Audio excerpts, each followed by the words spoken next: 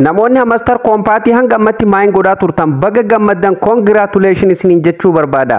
Dadhabbii keessa yeroo dheeraa irratti dadhabaa turtan jechuudha. Har'a argitanii jirtan jechuudha. Hamster Compatiin haaluma isin argitan kanaan jechuudha.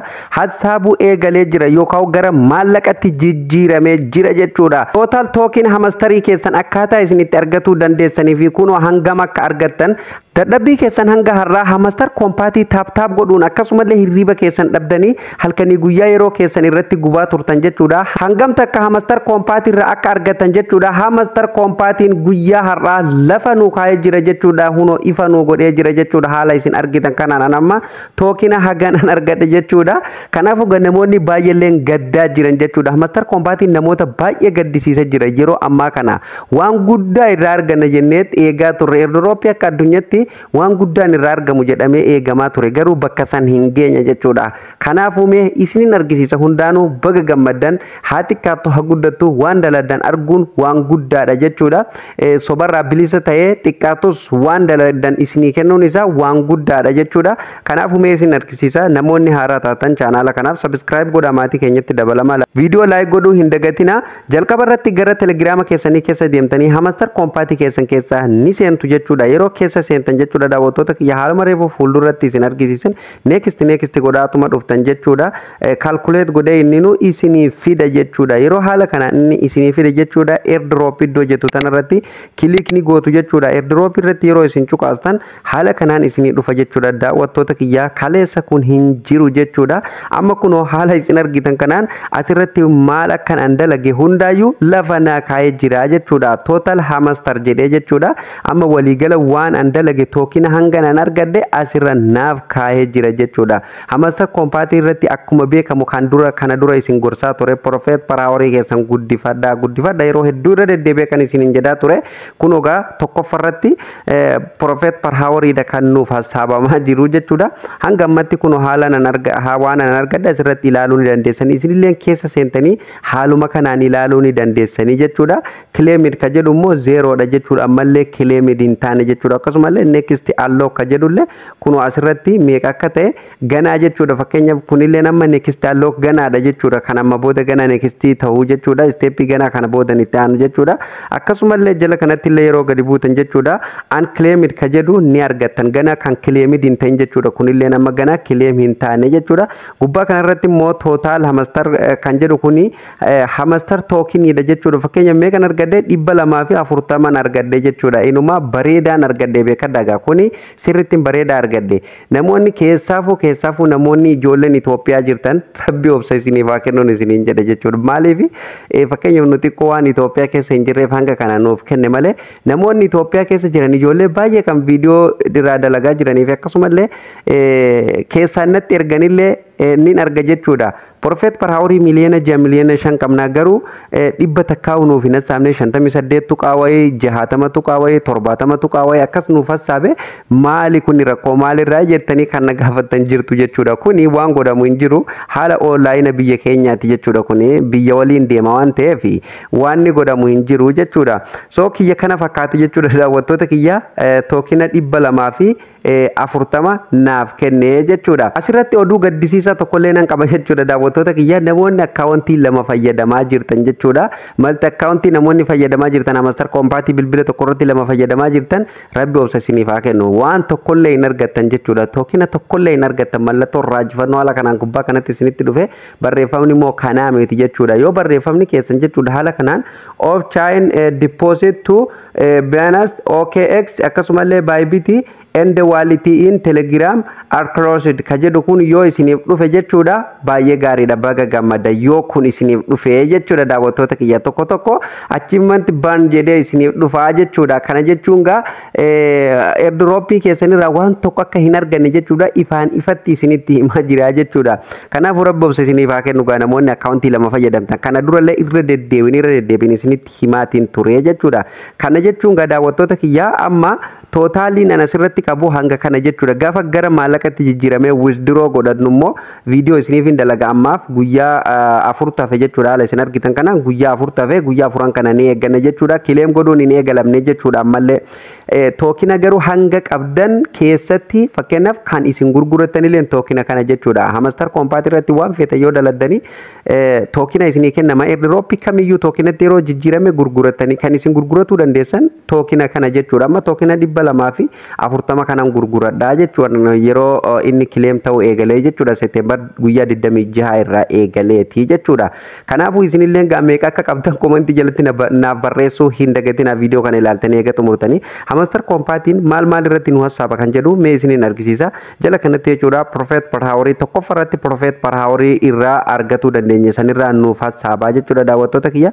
Akkasumallee lammaffaa irratti jechuudha kan nu irraa itti argatuu dandeenyu jechuudha intertax ka jedhu taaksii fakkeenyaaf taaksota adda addaa kan isaan achirra kaayan san jechuudha kan guyyaa guyyaan jechuudha daily siparii daily combo daily reward jedhee inni achirra kaawusan jechuudha isa sanii jechuudha kan nuuf hasaabu guyyaa guyyaa san keessa seenee namni fudhatulleen bareeda hasaabaa fi jira jechuudha. Akkasumallee sadaffaa irratti kan nuti irraa argatuu dandeenyu case ka jedhu kanarraa argatuu dandeenya jechuudha. Qulfii meeqa akka qabdanii fi fakkeenyaaf qulfii kana dura jechuudha geemii taphattanii qulfii isin argataa turtan jechuudha.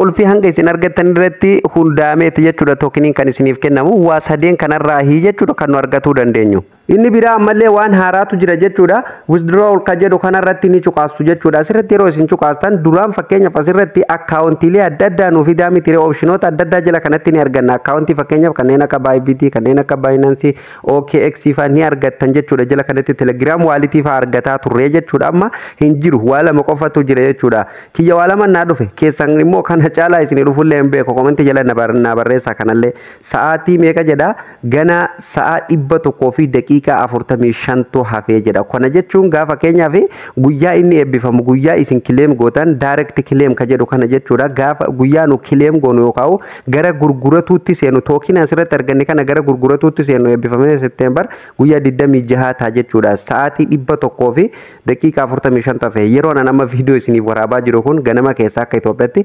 sa'aatii 2 fi cinaadha jechuudha. Akka Itoophiyaatti isiniin jedhaa jira. Kanaafuu jechuudha saa guyyaa meeqa saa 100 tanagaa guyyaa meeqa akka ta'u kalkuleet gootanii argatu ni dandeessanii jechuudha daawwattoota kiyya guyyuma santa jechuudha guyyaa afuran kanatti dhumataa jechuudha. Akkasii inni lammaffaan asirratti jechuudha mallee akkeessaa osoo hin bahin waa lama argattan jechuudha. Inni tokkoffaa kun jechuudha ABI exchange ka jedhu kun ni argattu jechuudha. Fakkeenyaaf yeroo irratti cuqaastan boodan haala kanaan isinii dhufa jechuudha daawwattoota kiyya opshinoota tokko asirratti isinii fida jechuudha. Fakkeenyaaf guyyaa inni eebbifamu guyyaa haganatu hafe jedhee asirratti haala isin argitan kanaan jechuudha. Jala kanatti jechuudha Seteembar 26 sa'aatii meeqarratti akka eebbifamu hundaa'u jala kanatti haala kanaan nuuf kaayee jira jechuudha daawwattoota kiyya. Haala kanaan gaa kuni amma fakkeenyaaf tookina ani keessaa qabu guutummaan guutuutu kan Hamster Compatiin naaf kenna jechuudha. Isa kana jechuudha 212tti gad deebisi jechuudha. Karree fuusanirraa karree irratti ni hir'isee jechuudha. Yoo gara pirii maarkeetii irratti deemtanii gatii Hamster Compatii ilaaltan baay'ee bareedaa ture. Garuu immoo tookinni inni nuuf kennu baay'ee gadi bu'aadha. Kun egaa dhugaa oduu gaddisiisaadha. Hedduu hamilee nama buusa jechuudha daawwattoota kiyya. So kanaafuu waan ni godhamu hin jiru gaayyii obsuudhuma jechuudha. Kanaaf jechuudha kan Hamster Compatii amma booda nan dalaga jedhee hin yaadu wanni guyyaa kaleessaa isiniin jedhuuf jechuudha. Kanaaf jechuudha daawwattoota kiyya baay'ee kooyinni isaa kooyinni nu dalagnee fi wanti inni tookinni inni asirratti nuuf kennu walumaan dhufu jechuudha daawwattoota kiyya. Fakkeenyaaf namoonni fakkeenyaaf miliyoona 6 miliyoona 7 keessa fujoolleen Itoophiyaa keessa jiran jechuudha. Dalagan Profit per Hour akkas dalagan yeroo tookina 58 yookaan 58 tuqaa 2 58 tuqaa 5 60 tuqaa 2 akkas yeroo kennuuf baay'ee gadi bu'aadha jechuudha. Baay'ee akka malee gadi bu'aadha jechuudha daawwattoota kiyya. So kanaafuu jechuudha wanti godhamu hin jiru gaa kana hanguma argattan eeggatudha jechuudha. Kileem godhuun hin eegalamne malee yeroo inni kileem godhamu eegalame Seteembar guyyaa 26 waan ta'eef jechuudha. Guyyaa san viidiyoo bal'inaan isiniif hojjedha jechuudha daawwattoota kiyya. Kana fakkaata gaa viidiyoon har'alleeti akka isin toluu fi akka warraa baratanillee abdiin qaba jechuudha daawwattoota kiyya. Daayimandii keessanillee yoo dandeessan walitti qabatu hin dagatinaan isiniin jedha fedha keessanii kan ammoo dalagaa isiniin hin jedhu jechuudha. Fedha keessan yoo barbaadanne daladdanii yoo barbaadanne dhiistan gaafii tokko kan namni komentii jalatti na gaafate isiniif hin deebisa sumaan nuti ID hin qabnu waan tokkollee hin qabnu yeroo hedduun irra deddeebi'ee dubban akkam goonaa viidiyoo sirriitti dhaggeeffadha. Viidiyoo an hojjedhee jiru otoo sirriitti hanga dhumaa dhaggeeffatanii deebitanii nan gaafatan ture.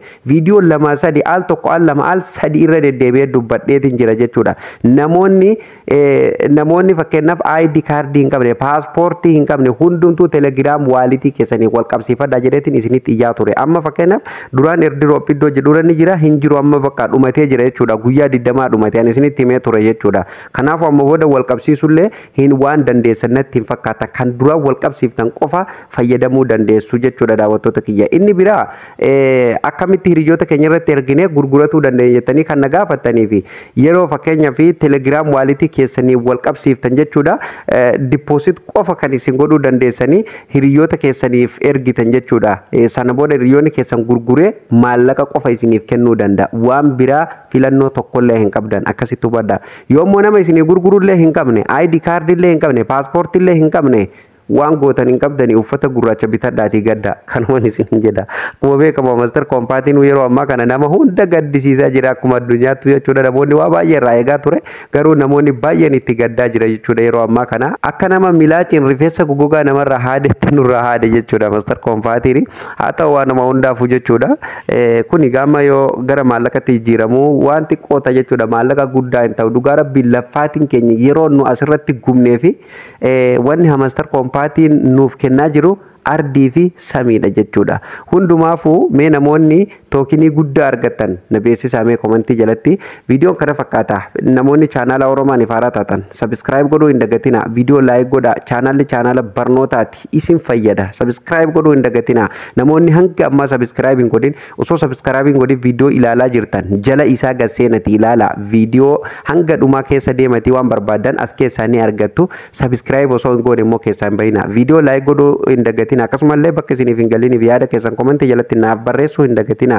Linkii chaanaala keenya share waliif gochuu hin dagatina. Please social media kamirrattu share waliif godhuu hin dagatina. Anaaf hamileedha. Kanaan yoo na gargaartan anillee baay'een gammada jechuudha daawwattoota kiyya. Chaanaalli ajaa'ibatti guddataa waan jiruuf jechuudha. Kanaafuu gaafa 100 seenne jechuudha subscribe 100 seenne badhaasa ajaa'ibaa qabadheetiin dhufaa jira. Badhaasallee guyyaa isaa isinin beeksisa. Maal akka isin badhaasuu deemullee isinin beeksisa jechuudha. Yeroo inni gara 100 jalatti dhalaa'ee jechuudha daawwattoota kiyya 20 wayitu hafe. Kanaaf hanga kana linkii isaa share godhaati subscribe godhaa 100 guutaa badhaasa keessan abbaa badhaasaa ta'uu hin dagatinaan isinin jedha daawwattoota kiyya. Barnoonni irra isiniif qabadhee dhufee xumurameera. Barnoota itti aanuun amma walitti deebinutti turtii gaarii qabaadhaa.